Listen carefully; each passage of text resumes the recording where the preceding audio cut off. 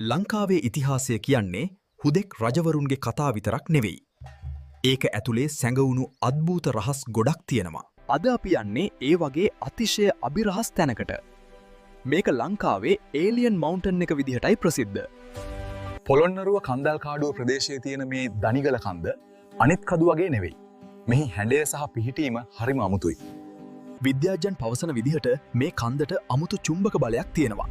ගොඩක් අය විශ්වාස කරන්නේ මේක පිටසක්වල ජීවීන්ගේ නැවතුම් පොලක් කියලා. බලන්න මේ කන්දේ මුදුන. හරියටම රවුම් හැඩයකට වගේම තැටියක් වගේ පැතලි මතු පිටක් තියෙන්නේ. රාවණා රජුගේ දඬු මොණරේ නවත්වන්න මේ තැන පාවිච්චි කළා කියන එකත් ප්‍රබල ජනප්‍රවාදයක්. මේ ප්‍රදේශයේ අය කියනවා රැට අමුතු එලි පේනවා කියලා. මේක එතරම් ස්වභාව ධර්මයේ නිර්මාණයක්ද? නැත්නම් තාක්ෂණික ద్వාරයක්ද? ඔයාලා මොකද හිතන්නේ? මේ වගේ අභිරහස් තැන් ගැන තව දැනගන්න ඕන නම් අපේ පිටුව ෆලෝ කරලා තියාගන්න. ඊළඟ වීඩියෝ එකෙන් හමු වෙමු. පොළොන්නරුවේ තවත් රහස් තියෙනවා. ඒ හැමදේම දැනගන්න මාව දැම්ම ෆොලෝ කරලා තියාගන්න. මේ වීඩියෝ එක ඔයාගේ යාළුවන්ටත් බලන්න, ෂෙයා කරන්න.